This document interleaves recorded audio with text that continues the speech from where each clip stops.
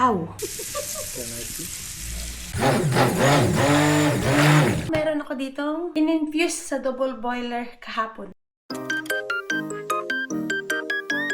Ito na yung apple natin. Ang lalaki na ng bunga. Yan. Sakto sa summer.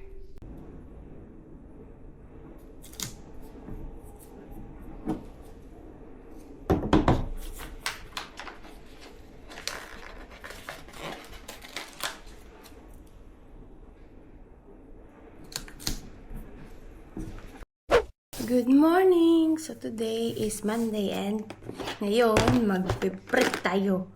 Kailangan natin itong gawin kasi kailangan natin i-monitor yung sugar natin. Na-diagnose tayo ng gestational diabetes. So, kailangan natin i-monitor ang ating sugar. Start today. Kinakabahan ako. Gotta go. Hindi ko alam paano gamitin to.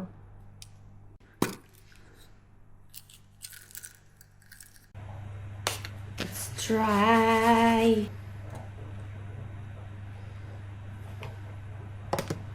Look.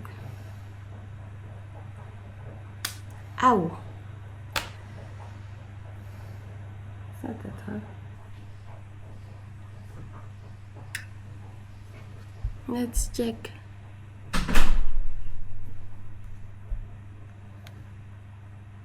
Yes! 5.3. But kakain tayo mamaya. So, let's see. Kailangan natin i-record. 7:37. Ito ang ating breakfast for today. Sweet potato and fried egg with spinach. Yeah. Kailangan natin kumain ng healthy. So, yeah. Mag-barbecue tayo. Ayan.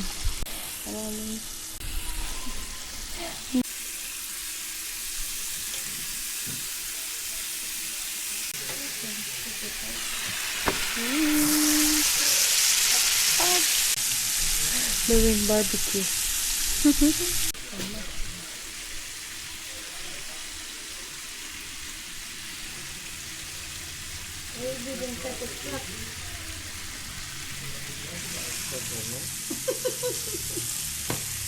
Next time. I'm not expert.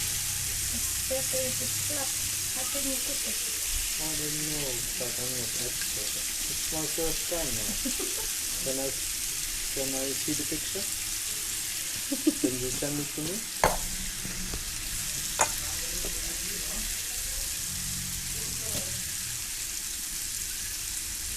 Oh, smiling so. Can I see? Want to take picture? Yeah.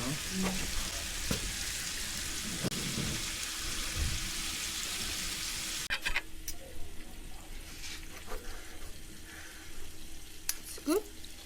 Shall I cut it a bit more? Here's cut.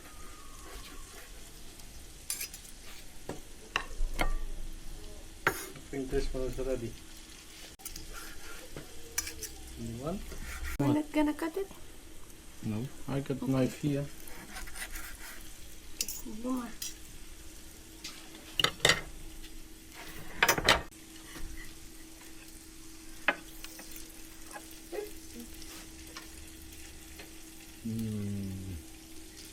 Sabi ba ito nga?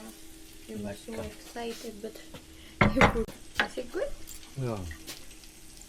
I just flip the chicken. Huh? So you just let the chicken wait, okay? Yeah.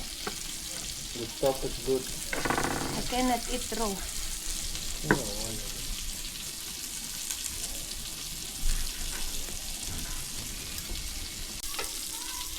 Alright. You want more? I don't want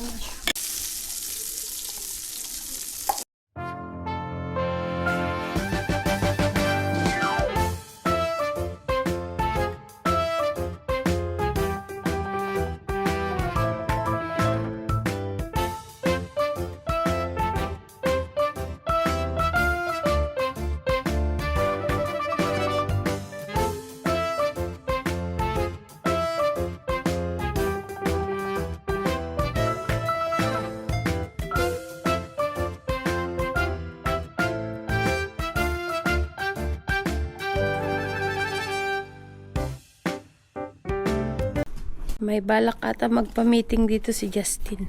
Tingnan nyo, daming upuan.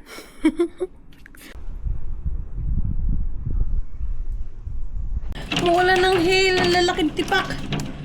Magjuju na, kaloka. Ito yung ginawa nating rosehip calendula soap. Wow! Linis tayo ng ating milky nito. Bago natin lagyan ng label.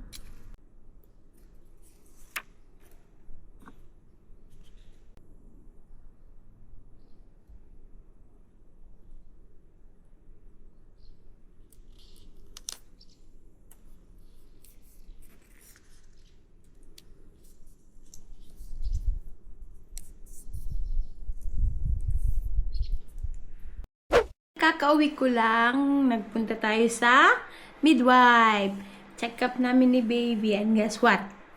Nag-ultrasound ang midwife and mineasure yung ulo, yung stomach, and yung mga binti. Everything is normal. We can't wait to see you, baby. Ilang weeks na lang. I'm almost 30 weeks. Ilang weeks na lang. Ikita na namin si baby. And makakasama na namin. Puyatan mode na. Kaya sulitin na ang pagtulog.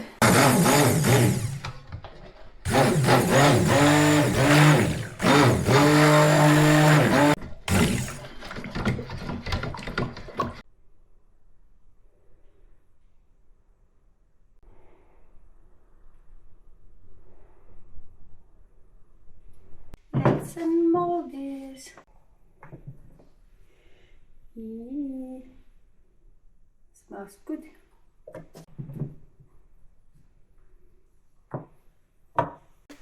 We're going to cut our soap. This rosehip calendula soap. We have 2 lobes here. And let's see. I'm excited. So today, meron tayong gagawin. Nag-infuse ako ng ating herbs, tapos mayroong mga oils. And next month natin to gagamitin. Since hindi pa pwede, kailangan natin ni-infuse ng 4 to 6 weeks. Pero, meron ako ditong in-infuse sa double boiler kahapon. And ilalagay na natin dito sa ating mga jar. I'm excited. Ilalunch ko to next month. But now, ako muna yung magta-try. Siyempre, kailangan ako muna. Apply tayo nitong ating ginawang rosemary hair oil. Itatry na natin to since maliligo tayo mamaya. Apply lang natin sa ating scalp. Meron din ito. Yeah, look. So, let's apply.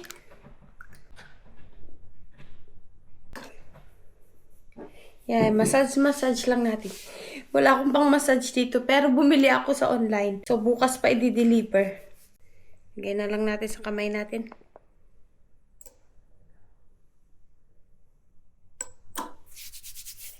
Okay, massage sa scalp. Para mas maganda. Diba? Tingnan nyo, nipis ng buhok ko. Kasi lagi naglalagas. Tingnan nyo, meron agad isa. Naisipan ko din na pag-aralan paano gumawa ng organic hair oil. Nga, isang sangkap natin is rosemary. Meron din tayong tanim sa labas. Nagtanim tayo ng rosemary and malago na siya. Ang lalaki na ng aming apple dito. Tingnan nyo. Kaso 4 lang yung natira. I mean, tumataas na. Hanggang dito lang siya dati. Pero ngayon, tingnan nyo naman. Green na green. Meron na tayo ditong ubas. Ubas. And ito pa. And ito pa. Dami tayong ubas. Meron pa dito.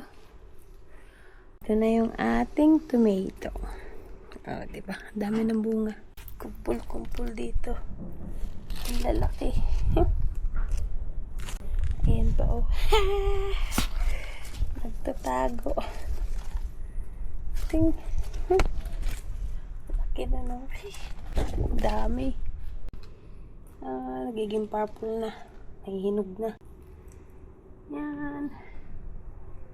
Ang lalaki na. Daming bunga.